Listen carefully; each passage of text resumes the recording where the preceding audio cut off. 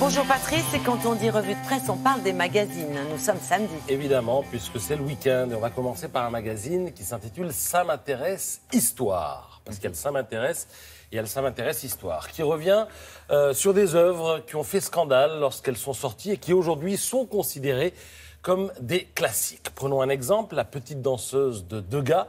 Elle a été dévoilée au public en 1881. Et alors, à l'époque, la critique parle d'horreur et de bestialité. Je dis bien horreur et bestialité, regardez ça. Carrément. Et qu'est-ce qu'on lui reproche? Eh bien, on lui reproche son petit museau vicieux. Il faut dire que le modèle s'appelle Marie van Goten et elle est petit rat à l'opéra et elle n'a pas hyper bonne réputation à l'époque. Il faut aussi replacer les choses dans leur contexte, c'est-à-dire qu'à l'époque, l'Opéra de Paris servait de vivier de très jeunes maîtresses aux riches bourgeois. Alors, regardez maintenant ce portrait de Staline. Il est signé d'un maître, Picasso. Je rappelle que Picasso était communiste et le 5 mars 1953... mort de Staline. Donc Louis Aragon commande un portrait de Staline à Picasso parce qu'il veut le mettre à la une de son journal qui s'intitule Les Lettres françaises. Picasso représente Staline donc comme ça, en simple ouvrier.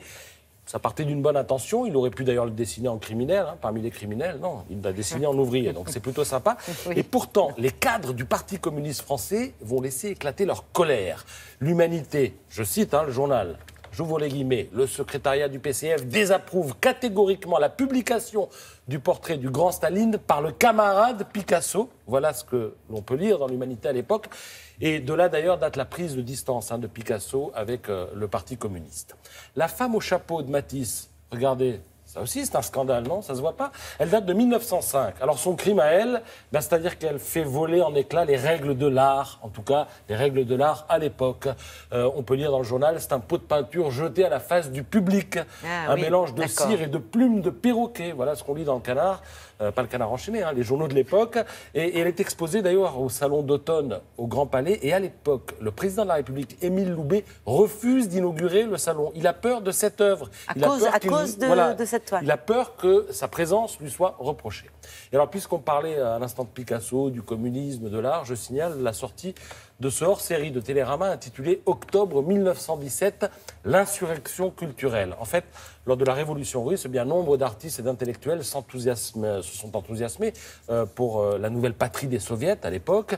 Et en peinture, par exemple, une nouvelle forme d'art graphique va naître, incarnée par, on le voit, Malevich ou encore Lissitsky. Et ce hors-série de Télérama célèbre le 100e anniversaire de cette insurrection culturelle qui a quand même laissé de meilleurs souvenirs que sur le plan politique, on va dire. Connaissance des arts maintenant. Regardez, grosse offensive éditoriale de cette magnifique revue. Alors, à Nantes, parce qu'on ne va pas tous partir en vacances, donc il faut s'arrêter dans les musées. À Nantes, vous avez, après 6 ans de rénovation et d'extension, un mélange de peinture ancienne et d'art contemporain. On le voit avec le journal qui vous est proposé sur la gauche. Ainsi de suite, vous avez le musée Hyacinthe Rigaud à Perpignan, Sisley, évidemment, à voir à Aix-en-Provence, à l'Hôtel Caumont, et puis David Hockney à Pompidou. Je reviendrai vous en parler un peu plus en détail tout à l'heure. Merci beaucoup.